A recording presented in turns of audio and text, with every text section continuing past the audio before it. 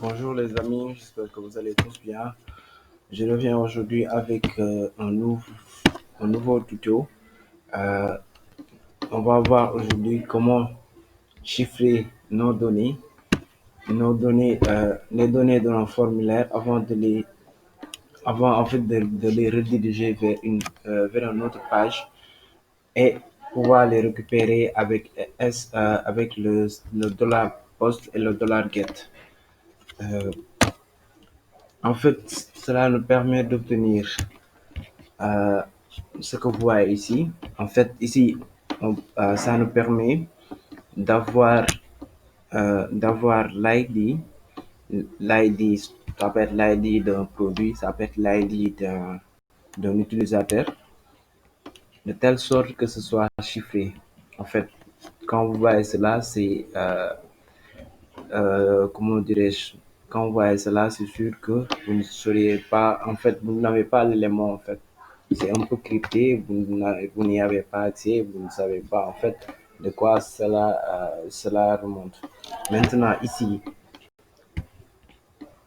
nous avons ici, au niveau de la page panier, au niveau de la page panier.php,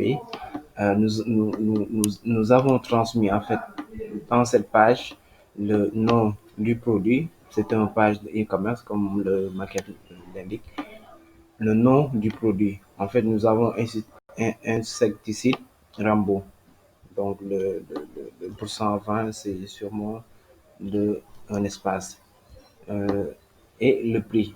En fait, pour ce genre d'éléments, pour ce qui concerne, pour ce qui concerne tout ce qui est, tout ce qui est e-commerce, peut-être que c'est pas du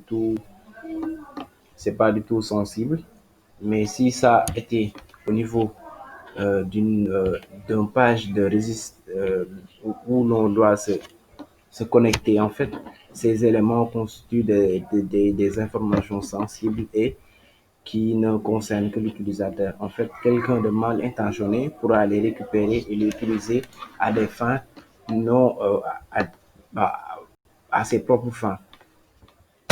Et nous allons faire cela grâce aux deux éléments, c'est-à-dire on va d'abord coder la chose et ensuite on va la décoder. Pour coder ou pour chiffrer, crypter, on va utiliser l'élément PHP base 64 underscore uncode. Et pour le déchiffrer, nous allons utiliser juste le contraire, c'est-à-dire decode. Maintenant, pour ce tuto, j'ai fait des choses, j'ai fait trois, trois éléments basiques. Je n'ai pas de base de données, donc les éléments vont transiter en fait entre les différentes pages. Maintenant, cette transition sera sécurisée de telle sorte que les éléments ne vont pas pouvoir être vus par quelqu'un d'autre, c'est-à-dire quelqu'un d'externe qui ne pourra pas en fait les utiliser à des fins non souhaitées. Maintenant, ce que j'ai fait à mon niveau, c'est il y a une page inscription. Et sur cette page, il y a des éléments. Dans, dans les pages, dans les pages ou dans vos projets, c'est sûr que vous allez faire de telle sorte que ces informations soient stockées au niveau, au, au niveau d'une base de données. Maintenant, si c'est inscrit, si c'est enregistré au niveau de la base de données, on va être redirigé vers la page de connexion, c'est-à-dire qu'on va taper nos logins, soit pseudo ou bien pseudo mot de passe ou bien adresse mail mot de passe. Dans notre cas, nous allons utiliser l'adresse mail et un mot de passe, même si ce n'est pas vérifié en fait. Ce que je cherche en fait à vous montrer, c'est comment faire en sorte que au niveau de la barre d'adresse, vous ayez des éléments qui soient cryptés, qui ne soient pas visibles et qu'on ne pourra pas en fait manipuler ou bien qu'on ne pourra pas euh, euh, que des que que les gens mal intentionnés ne puissent pas nuire à votre projet. Voilà. Ici, ce que j'ai fait à mon niveau, j'ai juste au niveau de la page correction, j'ai les éléments tels que le prénom.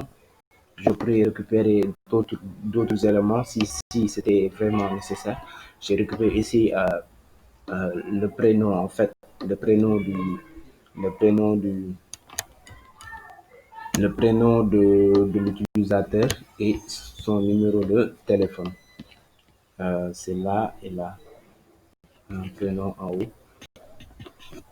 Maintenant, ce sont ces éléments qui vont, euh, qui vont, dont j'aurai besoin au niveau de la page user. Maintenant, si j'ai le nom ou bien l'adresse mail ou bien je pourrais bien récupérer l'ID avec des codes PHP, je pourrais, j'aurais pu communiquer avec la base de données afin de pouvoir avoir l'ID.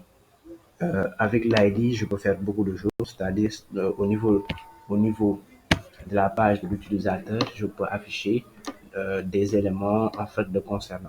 Ce que je cherche, et ce n'est pas ce que je cherche à montrer.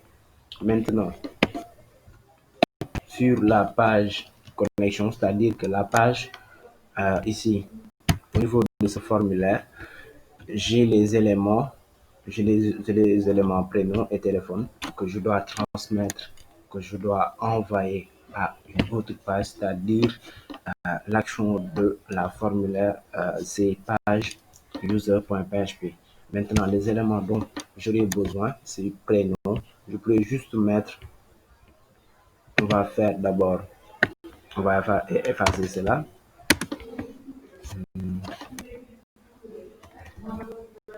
Euh, on va effacer cela et mettre juste prénom. Ici, on va effacer et mettre juste le téléphone. Et au niveau de la page user, nous allons supprimer cela afin de vous montrer en fait le danger, peut-être le danger, oui.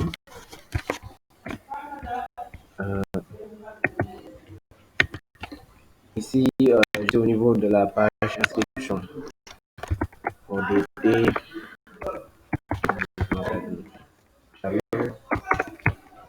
date de naissance, je mets aujourd'hui, l'adresse, je le fais.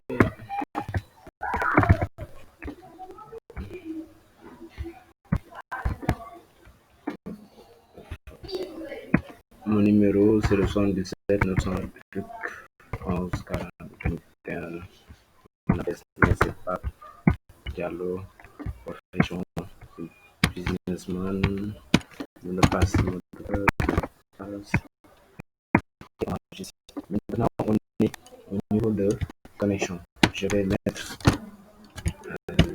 mon email, même si c'est pas ça. En fait, comme je l'ai dit, j'ai pas essayé de faire des informations. On voit bien ici les informations qui sont visibles. Bienvenue ODD, tu es joignable au son de cercle, machin, machin. Maintenant, ces informations sont visibles, comme vous le voyez ici dans la barre d'adresse. Ces informations, si il y avait vraiment une base de données, je peux juste modifier ici. Au lieu de ODD, je peux tenter mettre Omar, euh, mettre un nouveau numéro, un autre numéro. En fait, en fait, les hackers ou bien quelqu'un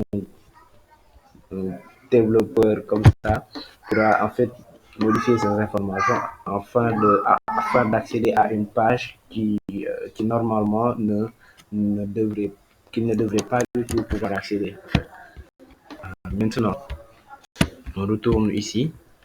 Au niveau, ici, ce qu'on va faire, c'est qu'on va chiffrer.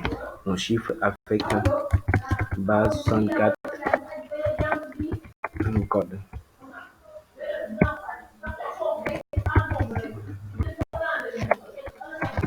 Un code.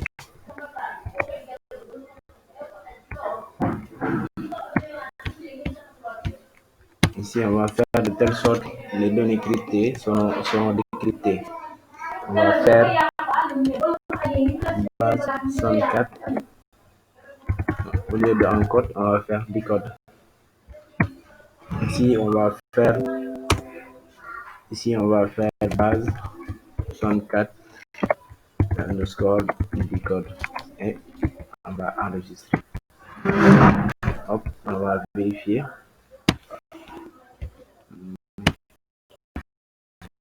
On va rester là. Je vais tableau, machin, machin. Tous les mêmes éléments. Vous voyez ici, j'ai cela et j'ai cela. Maintenant, ce que je vais faire, c'est prendre cela, copier-coller, et on va essayer à partir,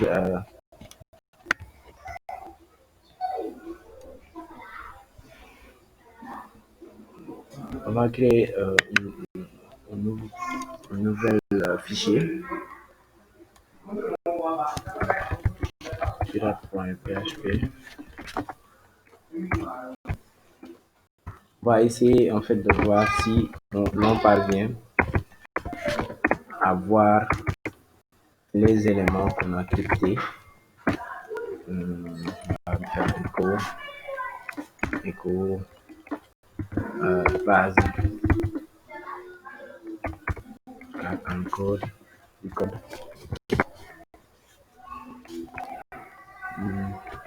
On va d'abord créer une variable s, s bar égale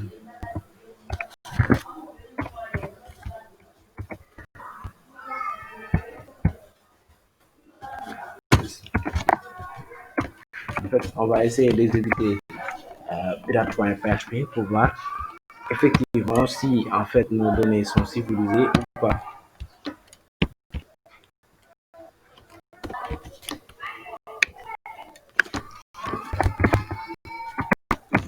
Hop, hop.